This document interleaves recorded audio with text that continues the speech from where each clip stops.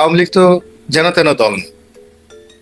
এদের দুষ্টমির যদি 133টা বুদ্ধি লাগে বিভিন্ন মানুষকে নাজেহাল করার জন্য, হ্যাঁ, সবগুলো বুদ্ধি আওয়ামী লীগের, ছাত্রলীগের, যুবলীগের, স্বয়ং শেখ হাসিনার মাথায় প্রতিটা মুহূর্তে কিলবিল কিলবিল করে। ওনার যত বয়স বাড়ছে, ওনার অভিজ্ঞতা যত বাড়ছে, তত ওনার এই মানে রাজনৈতিক প্রতিপক্ষ তাদেরকে কি করে পজিটিভ করতে হয়, কাকে ধমক দিতে হয়, কাকে গালি দিতে হয়, কাকে প্রশংসা করতে হয়, কার পেছনে মানে ফেউ লাগিয়ে দিতে হয়, প্রত্যেকটা জিনিস তার মুখস্থ। আজ 15 বছর তিনি চালিয়েছেন। তাহলে এই প্রশাসনে হাজার হাজার নয়, লাখ লাখ লোকের সাথে শেখ হাসিনার ব্যক্তিগত সম্পর্ক আছে। এবং উনি করেছেন কি, এই এদের সবার ব্যক্তিগত গোপন যে নথি, এসব তার কাছে আছে। তো দেখা গেল যে সরকার, মিলিটারি বলেন, পুলিশ বলেন, এদের কেউ হয়তো এসপি র্যাঙ্কে আছেন, এমনকি অনেক ওসির সাথে শেখ হাসিনার ব্যক্তিগত রিলেশনশিপ ছিল। এবং এইগুলোর কারো কল রেকর্ড, কারো জিনিসগুলো, এগুলো সেই আমার জানা মতে 12-13 সন থেকে এগুলো সে আলাদা আলাদা ভাবে বিভিন্ন মানে জায়গাতে সে এগুলো রেকর্ড সে রেখেছে দেশে এবং দেশের বাইরে। এখন ধরুন একজনের নাম ময়জউদ্দিন, কোনো বড় কর্মকর্তা, এখন বর্তমান সরকারের জমানাতে সে হয়তো কোনো জায়গাতে সচিব থাকবেন, কোনো জায়গাতে ডিআইজি থাকবেন, কিন্তু তাকে আওয়ামী লীগের কথা শুনতে হবে। আওয়ামী লীগের কথা শুনতে হবে এবং খুব গোপনে কৌশলে শুনতে হবে। এর কারণ হলো ওই যে তার সাথে যে তার যে লেনদেন, সেই লেনদেনের যে রেকর্ড, এটা হয়তো তারেক জিয়া সাহেবের কাছে নাই, ডিজিএফ এর কাছে নাই, কিন্তু শেখ হাসিনার কাছে আছে। তো এই জিনিসগুলো সে কিন্তু প্ল্যান ওয়াইজ সে মানে সে যে তার বিপদে মানে পড়তে পারে বা প্রশাসনকে চলে যেতে ব্ল্যাকমেইল পারে, করতে পারে আওয়ামী লীগ এখন, বা আওয়ামী লীগের সর্বোচ্চ করতে পারে। মানে আপনি নিশ্চিত ধরে থাকেন ব্ল্যাকমেইল এখনো করছে, আগামীতে করবে। তাহলে এই ব্ল্যাকমেইলের কোনো প্রভাব কি এই নির্বাচনে পড়লো? মানে নির্বাচনে প্রশাসনের ভূমিকা যদি বলি, আইন শৃঙ্খলা বাহিনীর ভূমিকা। নির্বাচনে আসলে আওয়ামী লীগ উপরে উপরে তারা করেছে কি, জামাতকে কনফিউজ করেছে। মানে শেষের দিকে ভোট বর্জনের ডাক দিয়েছে। এটা মূলত জামাতকে একটা রিল্যাক্স দিয়েছে, যেন জামাত অতিমাত্রা আত্মবিশ্বাসী হয়। এবং তলে তলে আমার যতটা বিশেষ আমি জানি না, নেতাকর্মীদেরকে বলে দেওয়া হয়েছে বিএনপিকে ভোট দেওয়ার জন্য। এর কারণ হলো, জামাত যদি কোনো কারণে ক্ষমতায় চলে আসতো, এটা একটা ইসলামিক স্টেট, একটা যাকে বলা শরিয়া ভিত্তিক রাষ্ট্র কাঠামো, এবং এটা দীর্ঘদিন 20-30 বছর এভাবেই চলতে থাকতো, জাস্ট লাইক পাকিস্তান এবং আফগানিস্তান। এবং ওখান থেকে আওয়ামী লীগের এবং বিএনপির পুনরায় মূলধারার গণতন্ত্রে ফিরে আসাটা মানে বলতে গেলে অসম্ভব। এখন ধরেন তারেক রহমান সাহেব আসছেন, তিনি তো গণতান্ত্রিক ভাবে নির্বাচিত হয়েছেন। ফলে আগামীতে যেটা নির্বাচন আসে, বিএনপির জায়গায় হয়তো আওয়ামী লীগ আসবে, জামাত হতে পড়বে। কিন্তু জামাত যদি একবার আসছে, তাহলে বিএনপির কপাল পড়তো। এই জিনিসটা তো শেখ হাসিনা বোঝার কারণে এই তারেক রহমান সাহেবকে ক্ষমতা আনার পেছনে এখানে ভারতের একটা বিরাট ভূমিকা থাকতে পারে, এমনকি আওয়ামী লীগের একটা সুন্দর ভূমিকা থাকতে পারে। আর জনগণ তো যারা আছে তারা তো দীর্ঘদিন ভোট দেয় না। মানে সব মিলিয়ে আপনার উপকরণগুলো এবার মানে বৃহস্পতি। ভারত কি করে আসলে ভূমিকা রাখতে পারে, এই প্রশ্নটা আমি সবসময় করি, যে বিদেশি প্রভাব ভারত কি করতে পারে যাতে আসলে নির্বাচনের ফল প্রভাবিত হয়? না না, ভারত কি না করতে পারে। বাংলাদেশে আপনি চিন্তা করেন, ওই যে ইকবাল করিম ভুঁইয়া বলেছেন যে ডিজিএফআই অফিসে রয়ের সরাসরি কর্মকর্তারা বসতেন।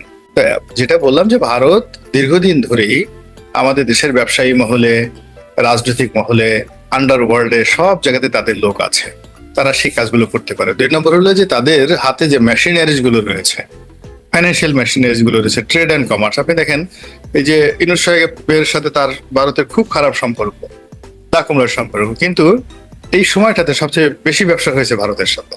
মানে শেখ হাসিনার জামানাতে যে ব্যবসা হয়েছে, তার সাথে কিন্তু ইউনূস জামানাতে ব্যবসা বাণিজ্য বেশি হয়েছে। এমনকি আমাদের যে টেক্সটাইল মিল অ্যাসোসিয়েশন, পুরো টেক্সটাইল মিল গুলো বন্ধ হয়ে যাওয়ার মতো অবস্থা। এর কারণে ইতিহাসের সবচেয়ে বেশি তুলা আমদানি করা হয়েছে ভারত থেকে। তো কাজেই এই যে তাদের হাতে যে ব্যবসায়িক ইনস্ট্রুমেন্ট আছে, তাদের হাতে যে লজিস্টিক সাপোর্ট রয়েছে, তাদের যে সীমান্ত বাণিজ্য রয়েছে, সব মিলিয়ে তারা বাংলাদেশের উপর প্রভাব বিস্তার করতে পারে। একে তো অর্থনৈতিক সংকট, অতীতের যে কোনো সময়ের চেয়ে প্রবল অর্থনৈতিক সংকট চলছে। জনাব গোলাম মোল্লা, বাংলাদেশের ডিপ স্টেটে আসলে কে বা কারা থাকেন? আপনিও থাকতে পারেন, আমিও থাকতে পারি। মানে ডিপ স্টেট মানে ডিপ কথাটা বলতে তো গভীরের কোনো একটা বিষয়, গোপন একটা বিষয়। এই যে ধরেন আপনি কথা বলছেন, আচ্ছা মিস্টার রনি বলেন তো ডিপ স্টেট কি, অথচ maybe you are the agent of deep state. আবার আমাকে জিজ্ঞেস করলেন, আমি বললাম যে আরে বাবা কি বলেন, আমি হয়তো ডিপ স্টেট নামই শুনিনি।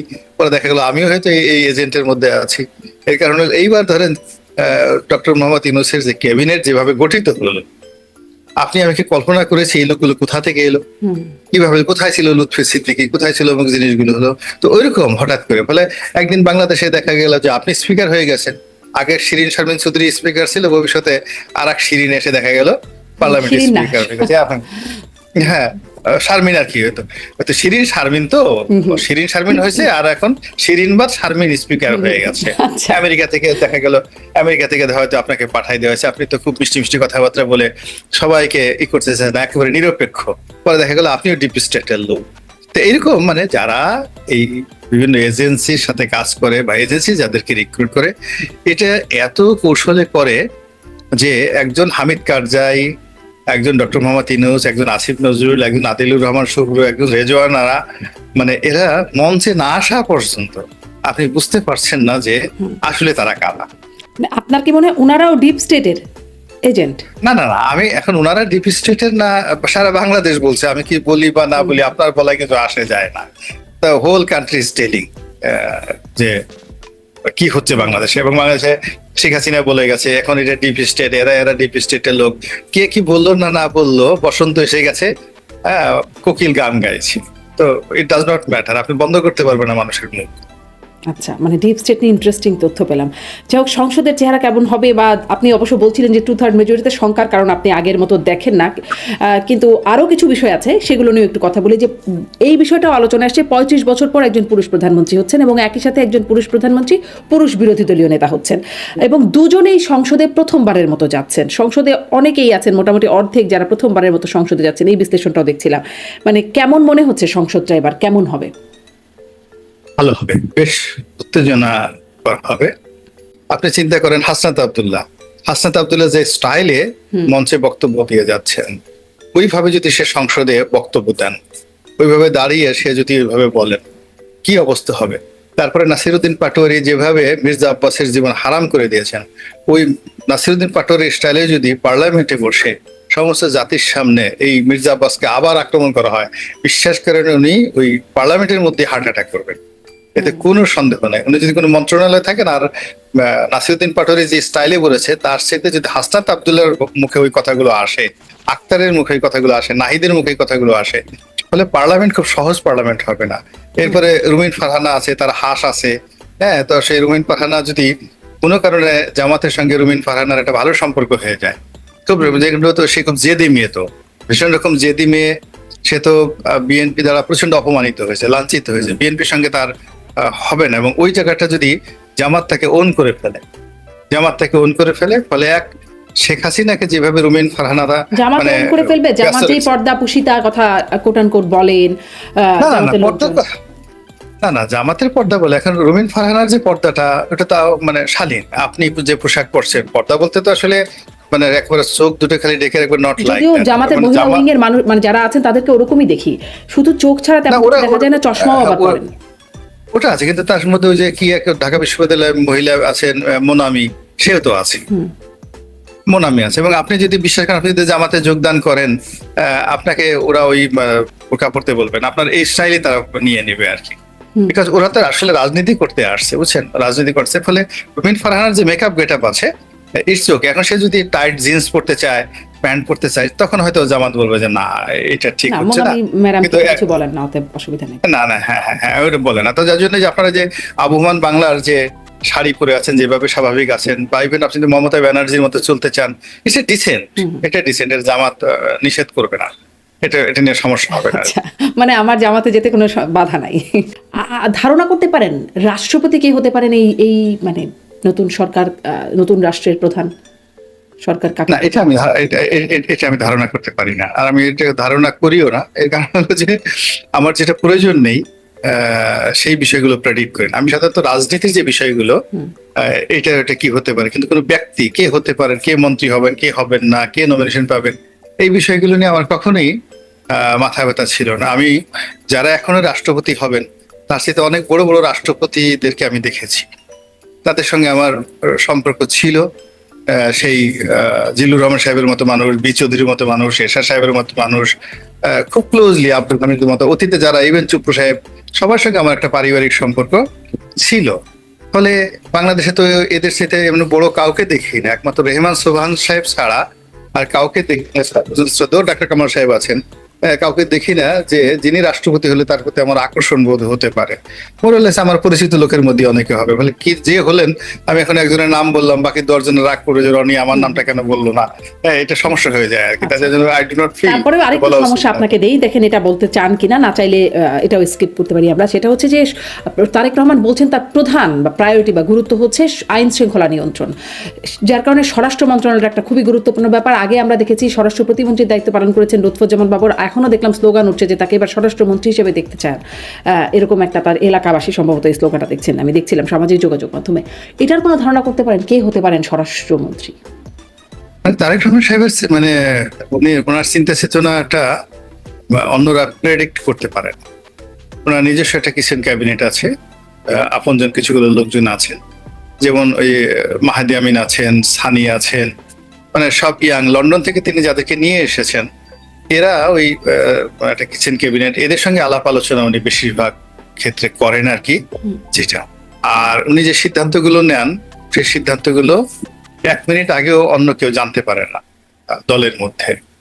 ফলে আমার কাছে মনে হচ্ছে যে তার যে ক্যাবিনেটটা হবে সেই ক্যাবিনেটটা সবাই আশ্চর্য হবে, সবাই আশ্চর্য হবে। আমরা যে জিনিসগুলো চিন্তা ভাবনা করছি ঠিক সেইভাবে না হওয়ার সম্ভাবনা বেশি, খুবই বেশি। এবং তিনি তার মতো করে করবেন। আমি যতটুকু তার সম্পর্কে জানি বা বুঝি, আমার কাছে মনে হচ্ছে যে ইজ এ সারপ্রাইজিং ম্যান। জি, জি, তার মধ্যে অনেক সারপ্রাইজ আছে, দেখা যাক। আসলে আমরা ধারণাও করতে পারছি না, দেখা যাক কে হন, নিশ্চয়ই অল্প সময় জেনে যাব। আর সংসদে যাচ্ছেন মুক্তিযোদ্ধা ফজলুর রহমান, তাকে নিয়ে একটা আলোচনা ছিল, কারণ তিনি মুক্তিযুদ্ধের পক্ষে তখন আসলে কেউ বলতে পারতো না, ওই সময়টা তিনি খুবই জোরালো কণ্ঠে বলতেন। তাকে এমনকি দল থেকে একটা স্থগিত করা হলো, তার সব পদ স্থগিত করা হলো। তিনি জয়ী হয়ে এলেন বিশাল ব্যবধানে। অনেকেই বলছেন এটা একটা মুক্তিযোদ্ধাদের একটা জয় হয়েছে, মুক্তিযুদ্ধের জয় হয়েছে। অন্যদিকে এটিএম আজহারুল ইসলাম, যিনি মানবতা বিরোধী অপরাধে ফাঁসির দণ্ডপ্রাপ্ত আসামি ছিলেন, তিনিও খালাস হয়ে গেছেন যদিও, এবং এখন তিনিও বিশাল ব্যবধানেই তিনিও সংসদে গেছেন। আসলে কি বার্তা এখান থেকে? এটা ফজলুর রহমান সাহেবের জন্য খুব একটা কষ্টের, বিভিন্ন রকম কষ্টের। বিকজ বাইরে যখন তিনি কথা বলেন, কোন একটা কথা বলেন, বা আমরা যে যখন টেলিভিশনে কথাবার্তা বলি, এখানে আপনি আমি কথা বলছি, বাইরের লোক কেউ ইন্টারাপ্ট করতে পারছে না। তো যার যার মতো আমরা স্বাধীনভাবে আপনি প্রশ্ন করছেন, কিন্তু পার্লামেন্ট এমন একটা ব্যাপার, আমি একটা কথা বললাম, সঙ্গে সঙ্গে সে একজনে রিভোল্ট করলো, সাথে সাথে উত্তর দিল, এবং জাতি সেটা সমভাবে শুনলো। এখন ফজলুর রহমান সাহেব, তার তো বয়স হয়েছে, he is about 78 years old.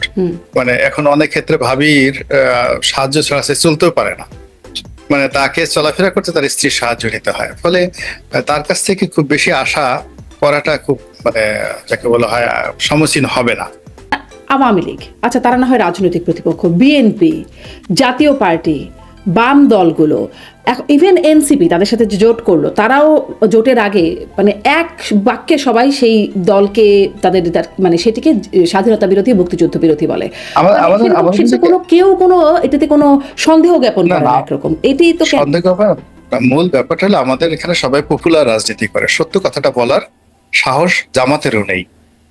জামাত খুব সহজে স্বাধীনতার সময় তাদের যে কৃতকর্মগুলো, সেই কৃতকর্মগুলোর ব্যাপারে দায় স্বীকার করে যদি সত্য কথাগুলো সুন্দরভাবে বলতে পারতো তাহলে তাদের জন্য নিরাপদ হতো। আবার আমরা অন্য জায়গায় করি কি, যখনই কারোর সঙ্গে পেরে উঠি না, কোনো সঙ্গে পেরে উঠি না। এখন জামাতের যেমন আপনি ধরেন আমির ডাক্তার শফিক বা তিনি একজন ডাক্তার, এখন এমবিবিএস ডাক্তার হয়তো মুখের কথা না, তার স্ত্রী ডাক্তার, তার ছেলে মেয়ে ডাক্তার, তার একটা ফ্যামিলি বন্ড আছে, তাকে আমি পারি না, এখন তাকে নাম দিয়ে দিলাম সুম্মা শফিক।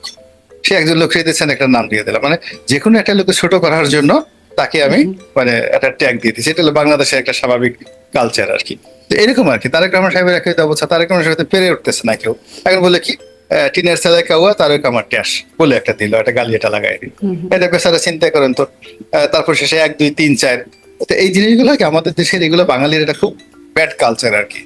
তো সেই গোলাম মাওলা রনি, আপনি তারেক রহমানের কথা বলছেন যে নানান রকম বিশেষণ যোগ করে দেওয়া হচ্ছে, ডক্টর শফিকুর রহমান, তারেক রহমান ইত্যাদি প্রসঙ্গে বলছিলেন, নানান রকম স্লোগানের কথা বলছেন। এখন যখন মানে বিএনপির জয়ের পরে আমরা দেখছি টিএসসিতে সেখানে রাজাকারদের বিরুদ্ধে গান হচ্ছে, এবং সেখানেও বেশ অশ্লীল কথাবার্তাই বলা হচ্ছে, অশ্লীল কথা দিয়ে বানানো গান সেগুলো হচ্ছে।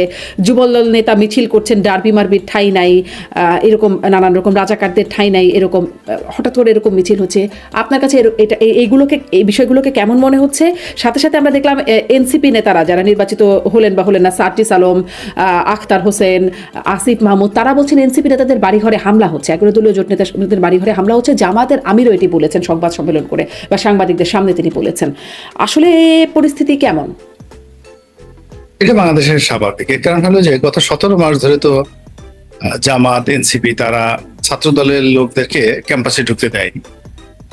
তারপর আপনি চিন্তা করেন সাদিক কাইয়ুম, ডাকসু বিপি, তারেক রহমান সাহেবকে একেবারে শেখ হাসিনাকে লাথি দিয়ে বাংলাদেশ থেকে তাড়িয়ে দিয়েছে, তাকেও তাড়িয়ে দেওয়া হবে।